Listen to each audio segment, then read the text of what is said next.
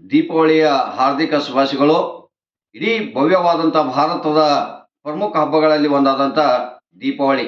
ದೀಪಾವಳಿ ಅಂದರೆ ಹೆಸರನ್ನ ಸೂಚಿಸುವಂತೆ ಎಲ್ಲರ ಹೃದಯದಲ್ಲಿ ಜ್ಞಾನದ ಬೆಳಕನ್ನ, ಜ್ಞಾನದ ಜ್ಯೋತಿಯನ್ನ, ಬದುಕಿನ ಬೆಳಕನ್ನ ಕಡೆ ಹೋಗುವಂತ ಒಂದು ಸಂಕೇತವೇ ಯಾವುದು ಅಂದರೆ ದೀಪಾವಳಿ. ದೀಪಾವಳಿ ಎಂದು ಇಂದಿನಲ್ಲ, ಇದು ಸಾವಿರಾರು ವರ್ಷಗಳ ಕಾಲದಿಂದ ನಡೆದುಕೊಂಡಂತ ವಿಶೇಷವಾದಂಥ ಹಬ್ಬ ಅಂತಂದ್ರೆ ಅದು ದೀಪಾವಳಿ. ಇಂದು ದೇಶ ಮತ್ತು ವಿದೇಶಗಳಲ್ಲಿ ಕೂಡ ದೀಪಾವಳಿಯನ್ನ ವೈಭವಪೂರಿತವಾಗಿ ಮತ್ತು ಅದ್ಧೂರಿಯವಾಗಿ ಆಚರಣೆ ಮಾಡುವುದನ್ನು ನಾವು ಸಾಮಾನ್ಯವಾಗಿ ನೋಡ್ತಾ ಇದ್ದೀವಿ. ದೀಪಾವಳಿ ಅಂದರೆ ಚಿಕ್ಕ ವಯಸ್ಸಿನಿಂದ ಹಿಡಿದು ವಯಸ್ಸಿನವರೆಗೆ ಅನೇಕ ಆನಂದ ಕೊಡುವಂತ ಹಬ್ಬ ಯಾವುದು ಅಂದರೆ ದೀಪಾವಳಿ. ಚಿಕ್ಕ ಮಕ್ಕಳು ಪಟಾಕಿಯನ್ನು ಹಾರಿಸಿ ಆನಂದವನ್ನು ಪಡುತ್ತಾರೆ. ಈ ಹಬ್ಬ ಅಂದ್ರೆ ಏನು, ಹೋಳಿಗೆ, ಹಪ್ಪಳನ್ನ, ತುಪ್ಪವನ್ನು ಊಟ ಮಾಡಿ ಆನಂದ ಪಡುವಂತ ವಿಶೇಷ ಹಬ್ಬ ಅದು. ವಿಶೇಷವಾಗಿ ಗೊತ್ತಾ, ವಿದೇಶಿಯರು ಕೂಡ ಭಾರತಕ್ಕೆ ಬಂದು ಅನೇಕ ತಮ್ಮ ಪ್ರವಾಸದ ಕಥನದಲ್ಲಿ ಬರೆದಿದ್ದಾರೆ. ಏನಂತಾರೆ, ಭಾರತದಲ್ಲಿ ಭವ್ಯವಾದಂಥ ಭಾರತಗಳಲ್ಲಿ ದಸರಾ ಹಬ್ಬ ಮತ್ತು ದೀಪಾವಳಿ ಹಬ್ಬ ವಿಶೇಷವಾಗಿ ಭಾರತದಲ್ಲಿ ಆಚರಣೆ ಮಾಡ್ತಾರೆ ಅಂತ ಹೇಳಿ ಅನೇಕ ವಿದೇಶಿಯರು ಏನ್ ಮಾಡಿದ್ದಾರೆ ಅಂದ್ರೆ ತಮ್ಮ ಕಥನದಲ್ಲಿ ಬರೆದನ್ನು ನಾವು ನೋಡ್ತೇವೆ ಇತಿಹಾಸದಲ್ಲಿ. ಇಂಥ ಇತಿಹಾಸವನ್ನು ಪರಂಪರೆಯನ್ನ ಉಳ್ಳಂತ ಯಾವುದು ಅಂದ್ರೆ ದೀಪಾವಳಿ ಹಬ್ಬ.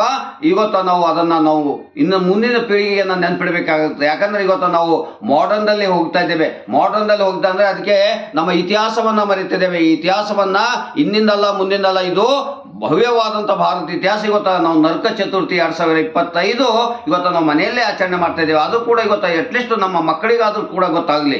ಯಾಕಂದ್ರೆ ಮುಂದಿನ ಪೀಳಿಗೆಗೆ ನೆನಪಿರಬೇಕು. ಯಾಕಂದ್ರೆ ಹೋಳಿಗೆ ಊಟವನ್ನು ಮಾಡೋದಷ್ಟೇ ಅಲ್ಲ, ಹಬ್ಬದ ವಿಶೇಷತೆಗಳನ್ನ, ಹಬ್ಬದ ಮಹತ್ವಗಳನ್ನ ನಾವು ಇಂದಿನ ಸಮಾಜದಲ್ಲಿ ನಾವು ಅದು ತಿಳಿಸ್ಬೇಕಾಗಿದೆ. ಹಾಗಾಗಿ ಈ ಮಹಾಭಾರತದ ಕಾಲದಲ್ಲಿ ನರಕ ಚತುರ್ಥಿ ಅಂತ ಹೇಳಿ ಕರಿತೀವಿ. ಗೊತ್ತಾ, ಇಂದಿನ ಹಬ್ಬ ಯಾವುದು ಅಂದರೆ ನರಕ ಚತುರ್ಥಿ.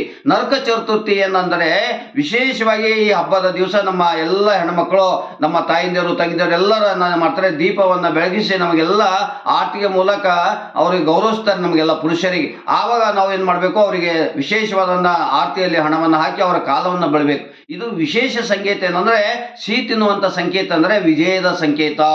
ಏನು ವಿಜಯದ ಸಂಕೇತ ಅಂದ್ರೆ ಜ್ಞಾನದ ಸಂಕೇತ, ಬೆಳಕಿನ ಸಂಕೇತ. ಇದು ಎಲ್ಲಿಂದ ಆರಂಭವಾಯಿತು ಅಂದ್ರೆ ಮಹಾಭಾರತ ಕಾಲದಿಂದ ಆರಂಭವಾದಂತ ಈ ನರಕ ಚತುರ್ಥಿ ಅಂದ್ರೆ ಮಹಾಭಾರತದಲ್ಲಿ ಭಗವಾನ್ ಶ್ರೀಕೃಷ್ಣ ಪರಮಾತ್ಮನ ಕಾಲದಲ್ಲಿ ಆರಂಭವಾದಂತ ಈ ನರಕ ಚತುರ್ಥಿ. ಆ ಸಂದರ್ಭದಲ್ಲಿ ಏನಾಗಿತ್ತು ಅಂದ್ರೆ ಈ ಭೂಮಿ ಮೇಲೆ ಎರಡು ರೀತಿಯಾದಂತ ವರ್ಗಗಳು ಇರ್ತವೆ. ಒಂದು ಅಸುರಿ ಸ್ವಭಾವದವರು ಇರ್ತಾರೆ, ಅಂದ್ರೆ ಒಂದು ಸೈತಾನ ಸ್ವಭಾವವನ್ನು ಉಳ್ಳವಂತವ್ರು ಇರ್ತಾರೆ, ಒಂದು ದೇವರ ಸ್ವಭಾವವನ್ನು ಉಳ್ಳವರಾಗ್ತಾರೆ. ಅದಕ್ಕೆ ಒಂದು ಧರ್ಮ, ಇನ್ನೊಂದು ಅಧರ್ಮ ಅಂತ ಹೇಳಿ ಕರಿತೇವೆ. ಯಾರು ಒಳ್ಳೆ ರೀತಿಯಾಗಿ ಸದ್ಮಾರ್ಗದಿಂದ, ಸದ್ಗುಣದಿಂದ, ನ್ಯಾಯದಿಂದ, ನೀತಿಯಿಂದ, ಆಚಾರ ವಿಚಾರಗಳಿಂದ ಒಳ್ಳೆ ರೀತಿಯಾಗಿ ನಡೀತಾರೋ ಅವರು ಧರ್ಮವಂತರು ಅಂತ ಹೇಳಿ ಕರಿತೇವೆ. ಯಾರು ಅನ್ಯಾಯದಿಂದ, ಮೋಸ, ವಂಚನೆ, ಇನ್ನೊಬ್ಬರ ಬಗ್ಗೆ ಕೆಟ್ಟನ್ನು ಬಸುವುದು, ಅಸೂಯೆಯನ್ನು ಪಡಿಸುವುದು, ಇನ್ನೊಬ್ಬರ ಬಗ್ಗೆ ನಿಂದೆಯನ್ನು ಆಡೋದ್ರೆ ಅವರಿಗೆ ರಾಕ್ಷಸ ಸ್ವಭಾವದವರು ಅಂತ ಹೇಳ್ತೇವೆ. ಹಾಗೆ ಆ ಸಂದರ್ಭದಲ್ಲಿ ಏನಾಗಿತ್ತು ಅಂದ್ರೆ ನರಕ ಎಂಬ ದೈತ್ಯ, ನರಕ ಎಂಬ ರಾಕ್ಷಸ ಈ ಭೂಮಿ ಮೇಲೆ ಅಧರ್ಮ ಹೆಚ್ಚು ಮಾಡ್ತಾ ಇದ್ದ, ಅನ್ಯಾಯವನ್ನ ಹೆಚ್ಚು ಮಾಡ್ತಾ ಇದ್ದ, ಅಹಂಕಾರಿಯಾಗಿದ್ದ, ನಾನೇ ಸರ್ವಸ್ವವನ್ನು ಭಾವಿಸ್ಕೊಂಡಿದ್ದ. ಆ ಭಾವಿಸ್ಕೊಂಡು ಏನ್ ಮಾಡಿದ ಅಂದ್ರೆ ಸಮಾಜದಲ್ಲಿ ಅಲೋಕಲೋಲವನ್ನ ಸೃಷ್ಟಿ ಮಾಡಿ ಸಾವಿರಾರು ಜನರಿಗೆ ಅನ್ಯಾಯವನ್ನ, ಮೋಸವನ್ನ ಮಾಡುತ್ತಂತ ರಾಜ ಯಾರಾಗಿದ್ದ ಅಂದ್ರೆ ನರಕಾಸುರನಾಗಿದ್ದ.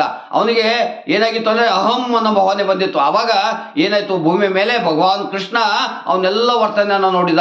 ಆಗ ಕೊನೆಗೆ ಏನ್ ಮಾಡಿದ ಅಂತ ನರಕಾಸುರ ವಧೆ ಅನಿವಾರ್ಯವಾಗಿತ್ತು. ಅವಾಗ ಭಗವಾನ್ ಶ್ರೀಕೃಷ್ಣ ನಿರ್ಣಯ ಮಾಡ್ತಾನೆ, ನರಕಾಸುರನ ವಧವನ್ನು ಮಾಡೋದು ಈ ಭೂಮಿ ಮೇಲೆ ಅನಿವಾರ್ಯ ಆಗಿದೆ ಅಂತ ಭಾವಿಸಿಕೊಂಡು ಭಗವಾನ್ ಕೃಷ್ಣ ಅಲ್ಲಿ ಹೇಗೆ ಪಾಂಡವರ ರಕ್ಷಣೆಯನ್ನ ಮಾಡೋದು, ಧರ್ಮದ ರಕ್ಷಣೆಗಾಗಿ ಎಲ್ಲಿ ಕೆಲಸ ಮಾಡೋದು, ಹಾಗೆ ಅದೇ ಒಂದು ಸಂದರ್ಭದಲ್ಲಿ ಇಲ್ಲಿ ನರಕಾಸುರನ ಅಧರ್ಮ ಹೆಚ್ಚಾಗಿತ್ತು. ಸಮಾಜದಲ್ಲಿ ಧರ್ಮವನ್ನ ರಕ್ಷಣೆ ಮಾಡಬೇಕಾಗಿತ್ತು. ಅಂತ ಒಂದು ಸಂದರ್ಭದಲ್ಲಿ ಭಗವಾನ್ ಶ್ರೀಕೃಷ್ಣ ಏನ್ ಮಾಡ್ದ ಅಂದ್ರೆ ಆ ಸಂದರ್ಭದಲ್ಲಿ ನೋಡಿ, ನರಕಾಸುರ 16,000 ಒಂದಲ್ಲ ಎರಡಲ್ಲ 16,000 ಮಹಿಳೆಯರನ್ನ ಬಂಧಿಸಿ ಅವರನ್ನ ಏನ್ ಮಾಡ್ತಾ ಇದ್ದ ಅಂದ್ರೆ ತನ್ನ ರಾಜಕಾರ್ಯದಲ್ಲಿ ಬಂಧಿಸಿದ್ದ. ಅವರನ್ನು ಬಿಡುಗಡೆ ಬಹಳ ಅನಿವಾರ್ಯ ಆಗಿತ್ತು. ಆ ಸಂದರ್ಭದಲ್ಲಿ ಭಗವಾನ್ ಕೃಷ್ಣ ಒಂದು ಕಡೆ ನರಕಾಸುರ ಏನ್ ಮಾಡ್ದ, ಅನೇಕ ಮಹಿಳೆಯರಿಗೆ ಬಂಧನಲಿಟ್ಟ, ಅನೇಕ ಸಮಾಜದಲ್ಲಿ ಮೋಸವನ್ನ ಮಾಡ್ತಾ, ಅನೇಕ ಜನರಿಗೆ ಅನ್ಯಾಯವನ್ನ ಮಾಡ್ತಾ ಇದ್ದ, ಅಧರ್ಮದಿಂದ ನಡೀತಿದ್ದ. ಅವಾಗ ಏನ್ ಮಾಡ್ದ ಅಂದ್ರೆ ಭಗವಾನ್ ಕೃಷ್ಣ ಧರ್ಮದ ರಕ್ಷಣೆಗಾಗಿ, ಅದಕ್ಕೆ ಭಗವಾನ್ ಕೃಷ್ಣ ಮಹಾಭಾರತದಲ್ಲಿ ಹೇಳ್ತಾರೆ, ಧರ್ಮ ರಕ್ಷಿಸಿ ಧರ್ಮ ರಕ್ಷತಃ. ಎಲ್ಲಿ ಅಧರ್ಮ ಹೆಚ್ಚಾಗ್ತದೋ, ಎಲ್ಲಿ ಅನ್ಯಾಯ ಹೆಚ್ಚಾಗ್ತದೋ ಅಲ್ಲಿ ನಾನು ಮತ್ತೆ ಜನ್ಮವನ್ನು ತಾಳಿ ಬಂದು ಧರ್ಮವನ್ನ ರಕ್ಷಣೆ ಮಾಡುತ್ತೇನೆ ಅಂತ ಹೇಳಿ ಭಗವಾನ್ ಕೃಷ್ಣ ಅಂದೇ ಭಗವದ್ಗೀತೆಯಲ್ಲಿ ನೋಡಿದನ್ನು ಕಾಣ್ತೇವೆ. ಹಾಗೆ ಭೂಮಿ ಮೇಲೆ ಭಗವಾನ್ ಕೃಷ್ಣ ನರಕಾಸುರನ ಏನಾಯ್ತು, ಅಧರ್ಮ ಹೆಚ್ಚಿಗಾಯ್ತು, ಅಜ್ಞಾನವನ್ನ ಹೆಚ್ಚಾಯ್ತು. ಆವಾಗ ಏನ್ ಮಾಡ್ದ ಭಗವಾನ್ ಶ್ರೀಕೃಷ್ಣ, ನರಕಾಸುರನ ವಧೆಯನ್ನ ಮಾಡ್ದ. ನರಕಾಸುರನ ಸಂಹಾರವನ್ನ ಮಾಡಿ 16,000 ಮಹಿಳೆಯರನ್ನ ಏನ್ ಮಾಡ್ದ, ಬಿಡುಗಡೆ ಮಾಡ್ದ. ಆ 16,000 ಮುಂದೆ ಏನಾದ್ರು ಶ್ರೀಕೃಷ್ಣನ ಭಕ್ತರಾದರು.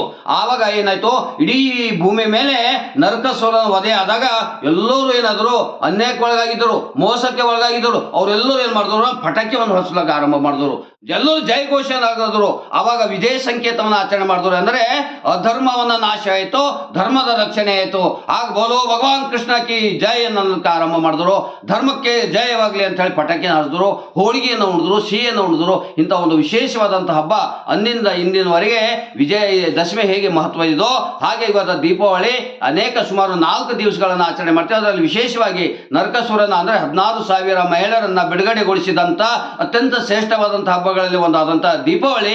ಈ ದೀಪಾವಳಿಯ ಸಂದರ್ಭದಲ್ಲಿ ಇವತ್ತು ಭಾರತ ಅಷ್ಟೇ ಅಲ್ಲ, ವಿದೇಶಗಳಲ್ಲಿ ಕೂಡ ಅನೇಕರು ಮಹಿಳೆಯರಿಂದ ಚಿಕ್ಕ ಮಕ್ಕಳು ವಿದೇಶಗಳಲ್ಲಿ ಇವತ್ತು ನಮ್ಮ ಅನೇಕ ಬಂಧು ಬಳಗದವರು ಇದ್ದಾರೆ ವಿದೇಶದಲ್ಲಿ, ಅವರು ಕೂಡ ಇವತ್ತು ದೀಪಾವಳಿಯನ್ನು ಆಚರಣೆ ಮಾಡ್ತಾ ಇದ್ದಾರೆ. ಇದು ಕೇವಲ ಭಾರತಕ್ಕೆ ಮಾತ್ರ ಸೀಮಿತವಾಗಿಲ್ಲ, ಇಂದು ವಿದೇಶಗಳಲ್ಲಿ ಕೂಡ ದೀಪಾವಳಿ ಹಬ್ಬವನ್ನು ಆಚರಣೆ ಮಾಡ್ತಾ ಇದ್ದಾರೆ. ಹಾಗಾಗಿ ನಾವು ಕೂಡ ಆಚರಣೆಯನ್ನು ಮಾಡ್ತಾ ಇದ್ದೇವೆ. ತಮಗೆ ದೀಪಾವಳಿಯ ಹಬ್ಬದ ಹಾರ್ದಿಕ ಶುಭಾಶಯಗಳು. ನಾನು ಓಂ ಪ್ರಕಾಶ್ ದಡ್ಡೆ, ಬೀದರ್. ತಮಗೆ ಮತ್ತೊಮ್ಮೆ ದೀಪಾವಳಿ ಹಾರ್ದಿಕ ಶುಭಾಶಯ ಕೋರಿ ನನ್ನ ಮಾತು ಮುಕ್ತೇನೆ. ನಮಸ್ಕಾರ.